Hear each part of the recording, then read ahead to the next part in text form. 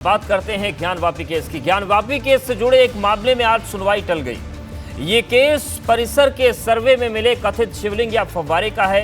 ये कितना पुराना है, इसकी जांच कार्बन डेटिंग के जरिए कराए जाने को लेकर याचिका दाखिल की गई और इस पर आज जिला कोर्ट को फैसला सुनाना था, लेकिन इस पर सुनवाई 11 अक्टूबर तक के लिए टल गई है। अब 11 अक्टूबर को अदालत में मुस्लिम पक्ष की दलीलें भी सुनी जाएंगी और इसके बाद कोर्ट ये तय करेगा कि जांच होनी चाहिए या नहीं होनी चाहिए।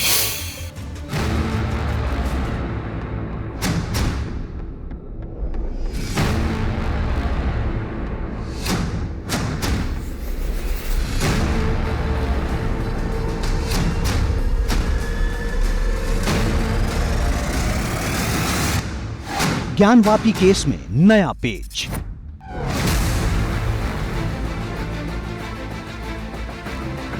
कार्बन डेटिंग पर अब 11 अक्टूबर को फैसला।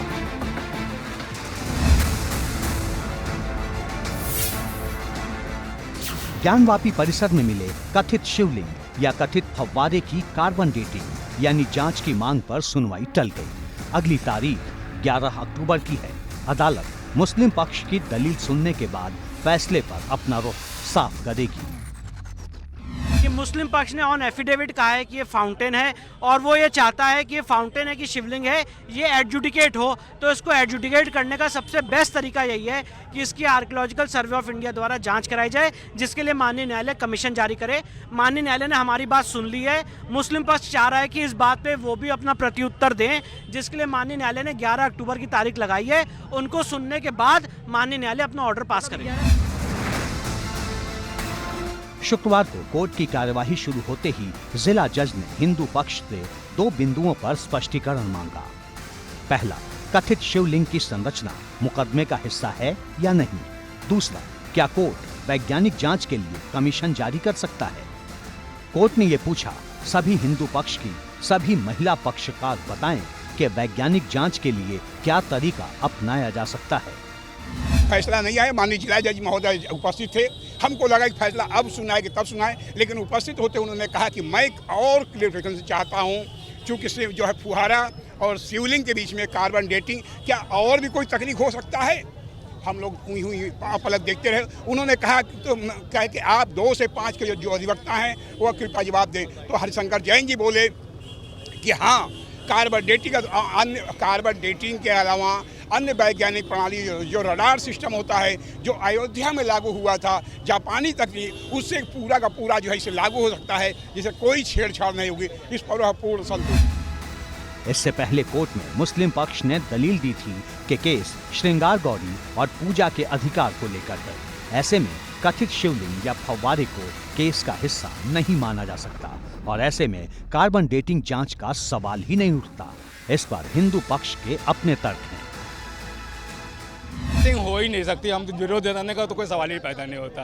उन चीज़ों की कार्बन डेटिंग हो ही नहीं सकती। आप लोग क्या, यही मैं सवाल मेरा है कि अगला कदम क्या?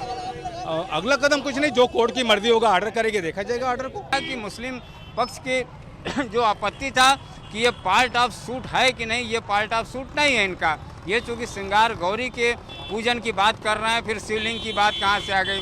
तो हम लोगों ने न्यायालय को अपने दावों को जो है स्पष्ट किया कि हमारे दावों में विजुअल इन यूजुअल डेटीज़ की जो बात है, दृश्य और अदृश्य देवताओं की बात है। ये अदृश्य देवता शिवलिंग जो हमारे इष्ट देव थे, जो वजू में छिपा के रखे गए थे, और ये कमीशन के बाद ये विजुअल हो गए। दिलचस्प बात यह है कि पिछली सुनवाई के दौरान हिंदू पक्षकारों में साफ तौर पर मतभेद नजर आया था। हिंदू पक्ष की वादी राखी सिंह ने कार्बन डेटिंग की मांग का विरोध किया था, लेकिन अब राखी सिंह के वकील हिंदू पक्ष की दूसरी 4 महिला पक्षकारों की मांग से सहमत नजर आ रहे हैं। कोई ऐतराज, किसी अन्य वैज्ञानिक जांच का कोई ऐतराज हमारी तरफ से नहीं था। हमारा केवल इतना था खंडित ना हो, और उसी चीज को अगर आज इन्होंने क्लैरिफिकेशन में कोर्ट में रख दिया है तो हम इसका समर्थन करते हैं। कदम हम लोग बढ़ा रहे हैं, कदम हम लोग का आगे ही जा रहा है, पीछे नहीं जा रहा। थोड़ा वक्त लग रहा है, कोई बात नहीं। इतने दिनों से नंदी प्रतीक्षा कर रहा है, हम लोग भी प्रतीक्षा कर लेंगे, कोई बात नहीं। लेकिन हम लोग के पक्ष में फैसला आएगा, इसका हम लोग को पूरा विश्वास है। अब सबकी नजर 11 अक्टूबर को होने वाली सुनवाई पर है। 11 अक्टूबर को हिंदू पक्ष की मांग पर मुस्लिम पक्ष अपनी आपत्ति पेश करेगा। इसी के बाद साफ होगा कि कथित शिवलिंग या फव्वारे की कार्बन डेटिंग जांच होगी या नहीं। और अगर होगी तो फिर तरीका क्या होगा? एबीपी गंगा के लिए वाराणसी से नीतीश पांडे की रिपोर्ट।